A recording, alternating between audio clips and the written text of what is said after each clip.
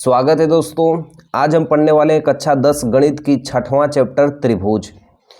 त्रिभुज को इंग्लिश में हम लोग ट्रायंगल कहते हैं। ये चैप्टर बड़ा ही आसान सा चैप्टर है, क्योंकि इस चैप्टर को मैं बहुत ही आसानी से बताऊंगा। सबसे पहले बेसिक को समझिए। यदि बेसिक आपको आ गई दोस्तों, तो प्रश्नावली कैसी भी हो वो आप उसे आसानी से लगा देंगे। ठीक है, तो मैं सबसे पहले आपको बेसिक बताऊंगा जो आपको आजीवन याद होगा, यानी जीवन भर वो चीज़ आपको काम आएगी। देखिए, सबसे पहले जानिए कि त्रिभुज किसे कहते हैं। त्रिभुज को इंग्लिश में ट्रायंगल कहते हैं। इसमें दो शब्द मिला है, त्रि यानी तीन, भुज यानी भुजा, जिसमें तीन भुजा हो। एक भुजा ये हो गई, दो भुजा ये हो गई और तीसरी भुजा होगी, कैसी भी हो। तीन भुजाओं से घिरी बंद आकृति को, ये कैसी आकृति है? बंद आकृति है, उसे हम क्या कहते हैं? त्रिभुज। यानी हम लिख सकते हैं कि तीन भुजाओं की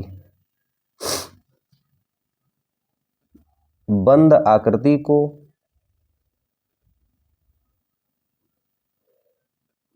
त्रिभुज कहते हैं।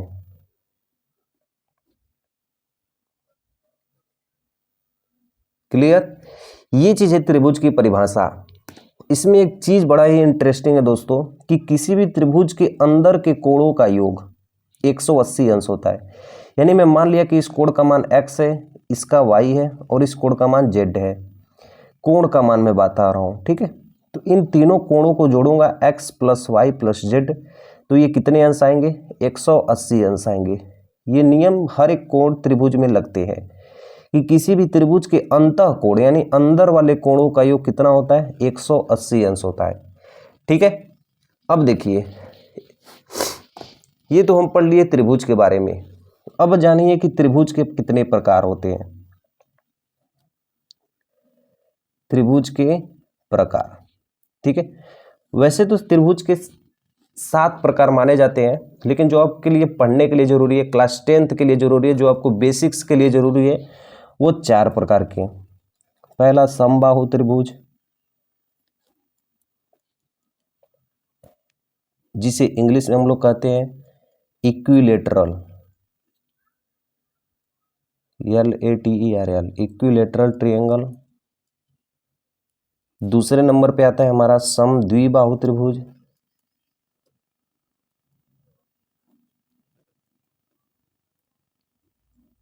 इसे हम इंग्लिश में कहते हैं आइसोस्केल।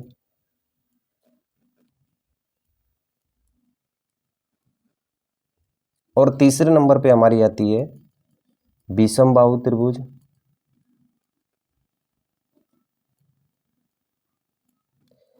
जिसे हम इंग्लिश में कहते हैं स्केलेन।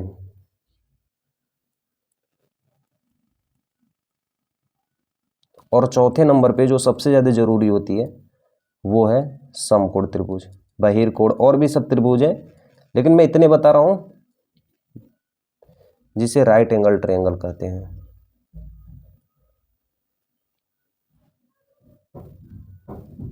ठीक है, ये 4 प्रकार के ट्रायंगल होते हैं जो आपको अपने एग्जाम्स में पढ़ने हैं। ठीक है, पहला इक्विलेटरल, दूसरा का समद्विबाहु, तीसरा विषमबाहु और चौथा समकोण।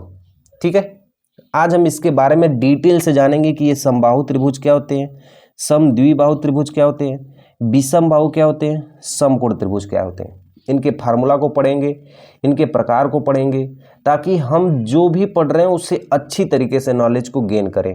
ठीक है, इन सारे चीज़ों को नोट्स करिएगा। और मैं पहला चीज़ बताने वाला हूँ समबाहु त्रिभुज। ठीक है, पहला देखिए बता रहा हूँ समबाहु त्रिभुज। देखिए, समबाहु त्रिभुज किसे कहते हैं? ये समबाहु त्रिभुज है। देखिए,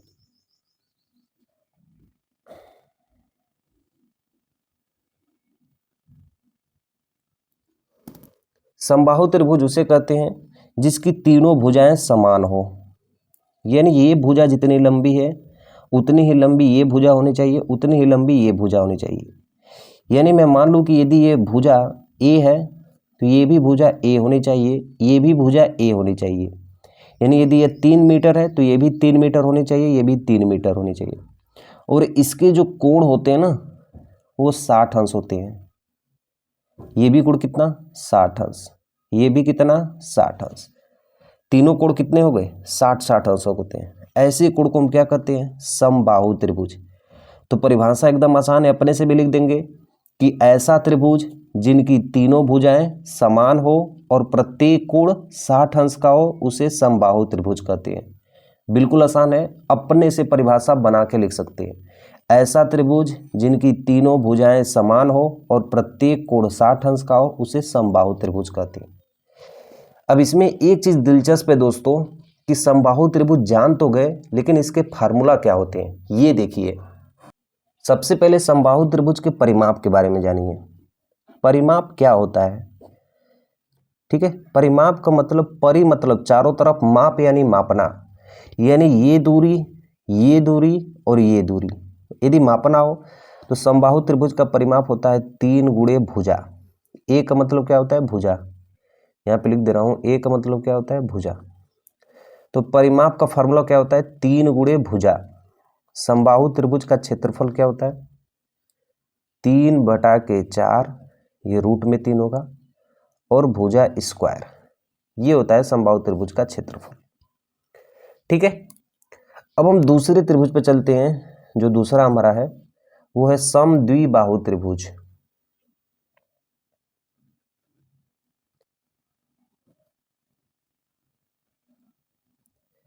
ठीक है, इसमें एक चीज आपको देखने को मिलेगा, सम मतलब समान होने चाहिए, द्वि माने में कोई दो, बाहु माने भुजा। इसके विच्छेद करेंगे ना तो ऐसे ही आएंगे।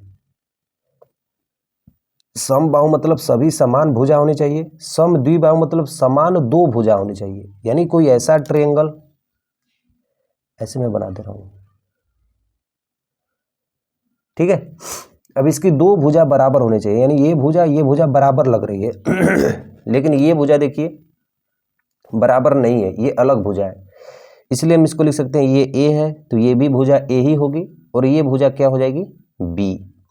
तो ऐसे त्रिभुज को हम कौन सा कहते हैं समद्विबाहु त्रिभुज, यानी ऐसे त्रिभुज जिनकी दो भुजाएं बराबर हो और तीसरी भुजा असमान हो, ऐसे त्रिभुज को समद्विबाहु त्रिभुज कहते हैं। ठीक है, अब देखिए समद्विबाहु त्रिभुज के परिमाप क्या होते हैं, a प्लस बी। ठीक है, इसके बाद समद्विबाहु त्रिभुज के क्षेत्रफल क्या होते हैं b/4 करड़ी में 4a² - b², ये फार्मूला होता है इसके क्षेत्रफल को निकालने के लिए। बहुत ज़्यादा जरूरी होते हैं, ये हर जगह काम आते हैं दोस्तों। अब एक और क्षेत्रफल होते हैं समद्विबाहु त्रिभुज में, जब हमें आधार दिया होता है, यानी इसकी ये आधार, इस समद्विबाहु त्रिभुज के क्या दिए होते हैं आधार। ठीक है, जब आधार दिए होते हैं तो हमारे पास एक फार्मूला निकल के आता है जो कि बहुत जगह ये जरूरी होती है, s ब्रैकेट में s - a का स्क्वायर और s - b। अब ये पूछेंगे कि s क्या है, तो हम लिख दे रहा हूं जहां s बराबर 2a + b/2। इस s का मान निकालते हैं, 2 में a का गुणा कर देंगे, प्लस में इस b को जोड़ देंगे और उसे भागे 2 कर देंगे तो हमें s का मान निकल जाएगा। तब हम क्षेत्रफल को निकाल सकते हैं। ऐसा कब ये करते हैं, ये वाला फार्मूला कब हम यूज करते हैं, जब हमारे पास बेस दिया हो, बेस यानी आधार। ठीक है, जब हमारे पास ट्रायंगल में क्या दिया हो आधार। तो ये रहे दो त्रिभुज के बारे में। अब हम अपने तीसरे त्रिभुज के बारे में पढ़ेंगे, वो है विषमबाहु त्रिभुज। ठीक है, विषमबाहु त्रिभुज देखिए क्या होते हैं विषमबाहु त्रिभुज। ऐसा त्रिभुज जिनकी तीनों भुजाएं असमान हो, हम ऐसे ही बना दे रहे हैं कोई, ये तीनों भुजा असमान है, यानी ये ए है, ये बी है, ये सी है, तीनों भुजाएं असमान है। ठीक है, तो इसका परिमाप क्या होगा, परिमाप यानी चारों तरफ के भुजाओं को जोड़ देना, यानी ए बी सी, आसान है। और इसका क्षेत्रफल क्या होगा 1/2 गुणे आधार गुणे ऊंचाई। ठीक है, ये कब होता है जब आधार दिया होता है, यानी ये चीज मान, ये आधार होती है।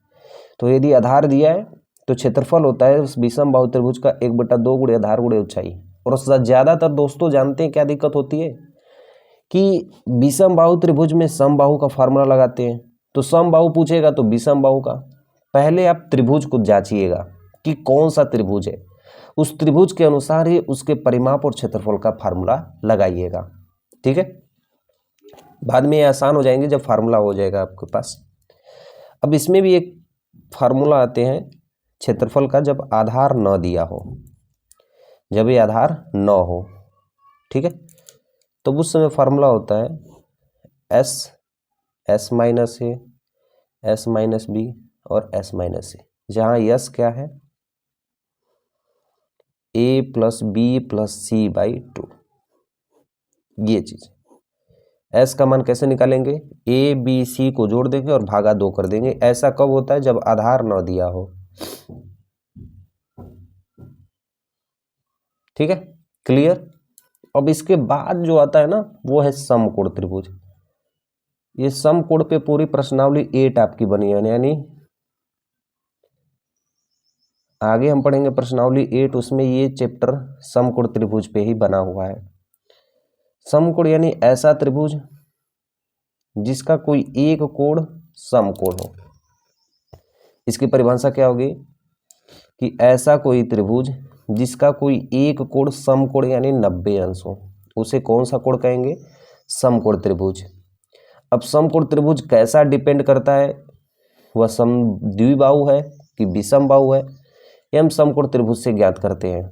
ठीक है, लेकिन इसका एक फार्मूला बड़ा ही दिलचस्प है दोस्तों, वो है पाइथागोरस प्रमेय। पाइथागोरस प्रमेय इस फार्मूला में क्या होता है कि कर्ण पर बना वर्ग शेष दो भुजाओं के वर्गों के योग के बराबर होता है।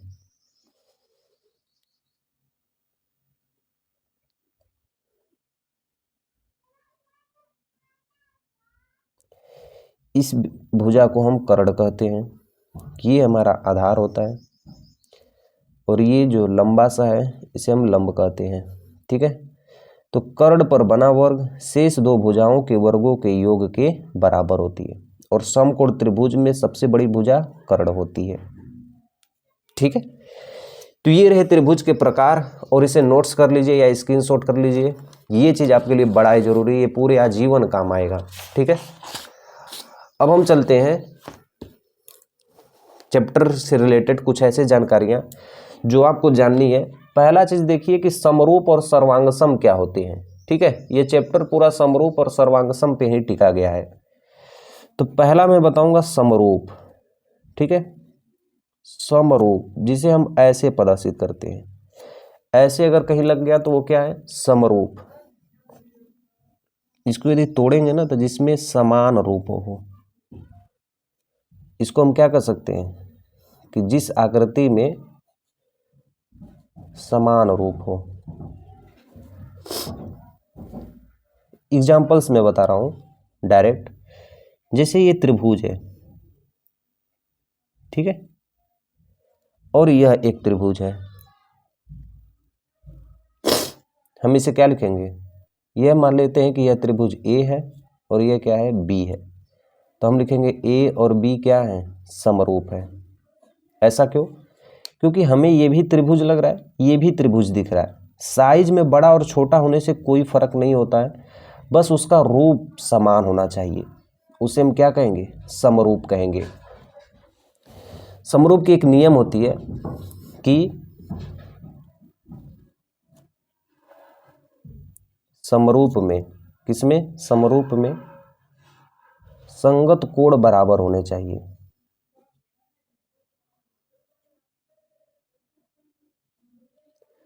और उसके बाद संगत भुजा का अनुपात बराबर होनी चाहिए। ध्यान से देखिए मैं क्या कहना चाहता हूं, संगत कोण बराबर होने चाहिए। एग्जाम्पल्स मैं आपको दे रहा हूं, जैसे संगत कोण देखिए यहां पे, अभी ये देखिए एक मैं त्रिभुज बना दिया, ठीक है, और यह त्रिभुज बना दिया, दोनों तो त्रिभुज ही है, यह समरूप है? कोई भी लड़का कहेगा कि यह समरूप नहीं है। क्यों? क्योंकि इसकी भुजा अलग है, इसकी भुजा अलग है, इसकी भुजा ये अलग है, ये भुजा अलग है, इसकी दिशा अलग है, इसकी दिशा अलग है, ये कोण सब अलग अलग है, तो ये कभी भी समरूप नहीं होंगे। समरूप का मतलब है कि इनके कोण बराबर होने चाहिए, ठीक है, और इनके भुजा का अनुपात, ये अनुपात बराबर होना चाहिए। अनुपात का मतलब ये है कि इसके बटा के इसके करूं तो ये आपस में क्या होने चाहिए? बराबर होने चाहिए, ठीक है। अब इसके बाद दूसरी चीज है हमारी सर्वांगसम। सर्वांगसम बड़ा इंटरेस्टिंग सा वीडियो दोस्तों, क्योंकि इसमें जानते हैं दोस्तों, एक लड़के बहुत कंफ्यूज होते हैं कि समरूप और सर्वांगसम में अंतर क्या होता है। तो मैं बोलना चाहूंगा सर्वांगसम का मतलब एक जैसा, सिंपल सा चीज है, सर्वांगसम का मतलब एक जैसा, ठीक है। अब एग्जांपल्स में दे रहा हूं, जैसे यह कोई आयत है, ठीक है, मैं एक आयत ले रहा हूं, इसकी लंबाई ऊपर 4 है और चौड़ाई कितनी है? 3 है। सेम एक ऐसा आयत बना दे रहा हूं,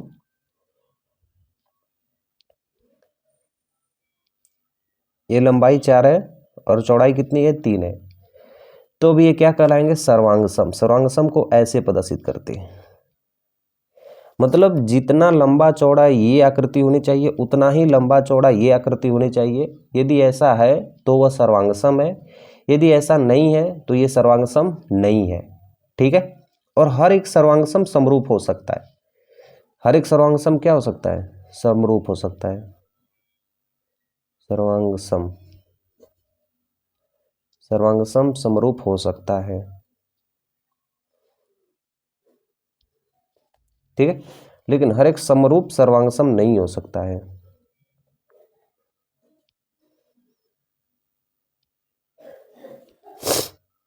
नहीं हो सकता है, ठीक है। अब समरूप और सर्वांगसम में कोई भी आपको टेंशन नहीं होनी चाहिए। देखो समरूप मतलब एक और एग्जांपल दे रहा हूं, जैसे ये गोला है और ये गोला है, साइज अलग अलग है लेकिन इनके रूप क्या है? एक जैसे हैं।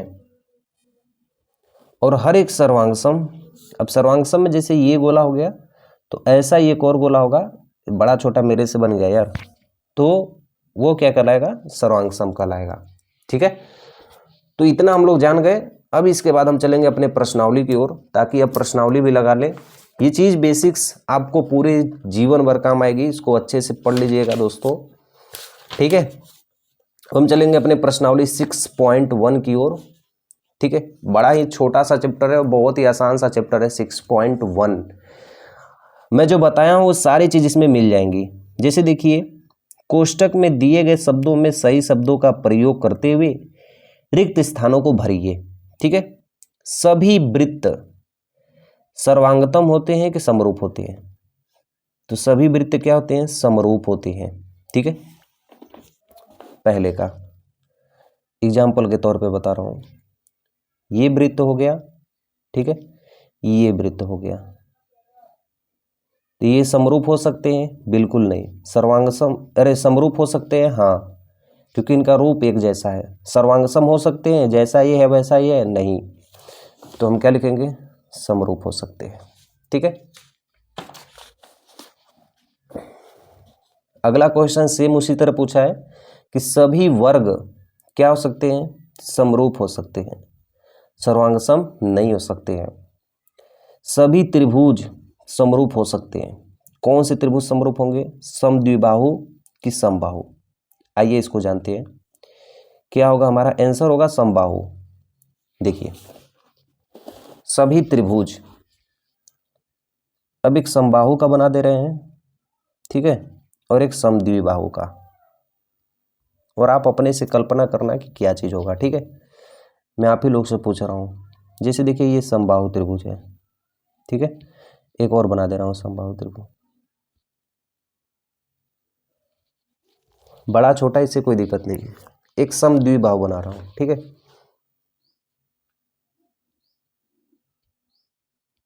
ऐसे हो गया, ठीक है। अब बताइए समरूप और सर्वांगसम क्या होंगे, कौन इसमें से समरूप होगा, समबाहु त्रिभुज कि समद्विबाहु त्रिभुज? क्योंकि समबाहु त्रिभुज का हर एक कोण 60 अंश होगा और हर एक भुजा भी क्या होगी, बराबर होगी, तो समरूप ये होगा। और ये भुजा तो बराबर होगी, कोण आपस में बराबर नहीं होंगे, इसलिए समद्विबाहु त्रिभुज समरूप नहीं होंगे। ठीक है, समद्विबाहु त्रिभुज समरूप नहीं होंगे। भुजाओं की समान संख्या वाले दो बहुभुज समरूप होते हैं यदि उनके संगत कोण, यहाँ पे देखिए संगत कोण क्या होने चाहिए, बराबर। तो इसमें हम पहला वाला मान भरेंगे बराबर। उनकी संगत भुजाएं, उनकी संगत भुजा अनुपात, यानी उनकी संगत भुजा का समानुपात क्या होना चाहिए, समानुपात हो। तो पहले वाले में हम बराबर भरेंगे और इस दूसरे वाले में क्या भरेंगे, समानुपाती। ठीक है, अब आगे चलते हैं क्वेश्चन नंबर 2 की ओर। और क्वेश्चन नंबर 2 देखिए, निम्नलिखित युग्मों में से दो भिन्न भिन्न उदाहरण दीजिए। पहला हमें देना है समरूप आकृति। आइए एक समरूप आकृति के उदाहरण देते हैं। देखिए दूसरे के पहले में हमें देना है समरूप आकृति का उदाहरण। ठीक है, समरूप आकृति कोई एक उदाहरण देना है। तो हम एग्जाम्पल में कोई एक समरूप आकृति यानी जिसका रूप समान हो, जैसे ये गोला हो गया और ये छोटा सा गोला एक बना दे रहे हैं और इसको यहाँ पे लिख दे रहे हैं कि यह फिगर ए है, यह फिगर बी है, यानी ये चित्र ए है, चित्र बी। तो ए और बी क्या है, आपस में समरूप है। ठीक है, ये मैं समरूप आकृति बना के दे दिया हूँ। ठीक है, और दूसरी हमको बतानी है जो समरूप नहीं है, समरूप नहीं है। ठीक है, ऐसी एक आकृति बनाना है जिसको समरूप नहीं है। अब जैसे ये गोला है, ठीक है, ये हमारा चित्र ए है, यह एक त्रिभुज है। ठीक है, यह क्या है, बी है। इसका रूप आपस में मिल रहे हैं? नहीं, क्योंकि ये गोला है, वृत्त है, और ये क्या है, त्रिभुज है। तो ए और बी क्या है, आपस में समरूप नहीं है। ठीक है, ऐसे हम कह सकते हैं। क्लियर? अब इसके बाद जो तीसरी सवाल है, और तीसरी पे ही चैप्टर खत्म हो गई है, इस तीसरे सवाल को देखते हैं। दिया है कि बताइए कि निम्नलिखित चतुर्भुज समरूप है या नहीं। समरूप के लिए संगत भुजा बराबर होनी चाहिए। ठीक है, यानी ये भुजा के बराबर ये भुजा के बराबर ये, और इनके कोण आपस में क्या होने चाहिए, बराबर होने चाहिए। तो चलिए लगाते हैं इसको। सबसे पहले समरूप को मैं बताया हूं कि इनकी संगत कोण बराबर होने चाहिए और संगत भुजा का अनुपात बराबर होना चाहिए, यानी 1.5 के अनुपात के बराबर 3, 1.5 के अनुपात के बराबर 3, 1.5 के अनुपात के बराबर 3 और 1.5 के अनुपात के बराबर 3। तो ये तो बराबर लग रहे हैं। अब कोण भी क्या होने चाहिए, बराबर होने चाहिए। आइए इसको इस पे समझ लेते हैं। तीसरा का हमारे पास दिया है ऐसे, ठीक है, और एक चित्र दिया है ऐसे। ठीक है, अब ये टोटल 3 सेंटीमीटर है, ये भी 3 सेंटीमीटर है, और ये पूरे 1.5 है।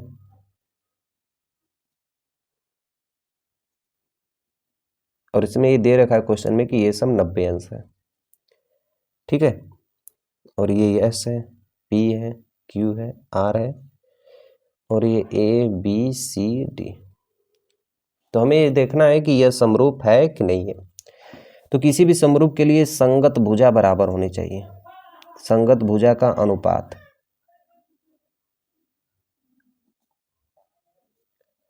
संगत भुजाओं का अनुपात। ठीक है, अनुपात लेते हैं, यानी एसपी के अनुपात के बराबर क्या होगा, डी ए, एसपी बटा के डी ए, यानी 1.5 बटा के 3, दोना है यानी 1 बटा के 2 आएगा, ये भी बराबर है। दूसरा अनुपात क्या होगा, पी क्यू बटा के ए बी, नीचे का नीचे से, दाएं का दाएं से, बाएं का बाएं से, ऊपर का ऊपर से। तो पी क्यू बटा के ए बी 1.5 बटा के 3, आर क्यू बटा के सी बी, ये भी 1.5 बटा के 3, यानी 1/2 इसका भी आएगा, 1/2 ये भी आएगा, और SR/DC ये भी 1.5/3, यानी 1/2 ये भी आएगा। ठीक है, अब देखिए हमें संगत भुजा तो बराबर निकल गई, अब इसके संगत कोण भी बराबर आना चाहिए। ठीक है, संगत कोण यानी इस P के बराबर कोण A होना चाहिए।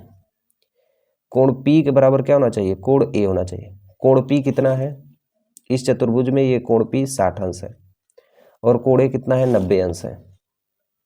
ये 60 अंश है और ये कितना है? 90 अंश है। आपस में बराबर है? नहीं है।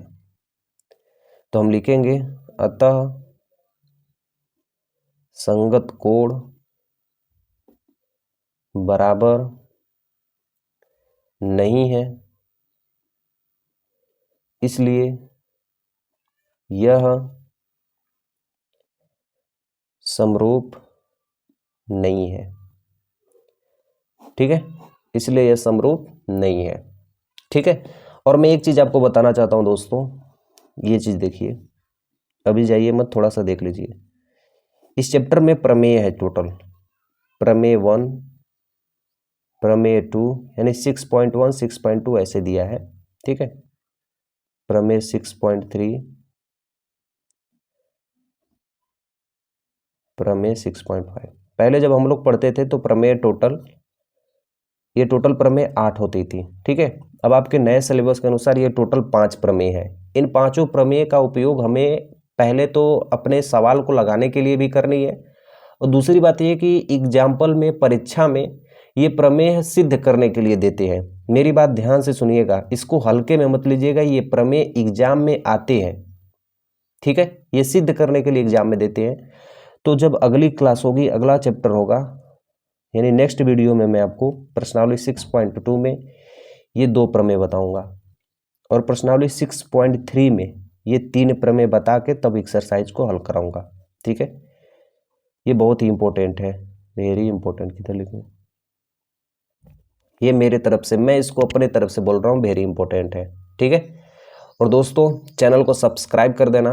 नेक्स्ट क्लास के लिए डिस्क्रिप्शन में जाना और नेक्स्ट क्लास वहीं पे मिल जाएगी। ठीक है, मिलते हैं नेक्स्ट वीडियो में, तब तक के लिए बाय बाय।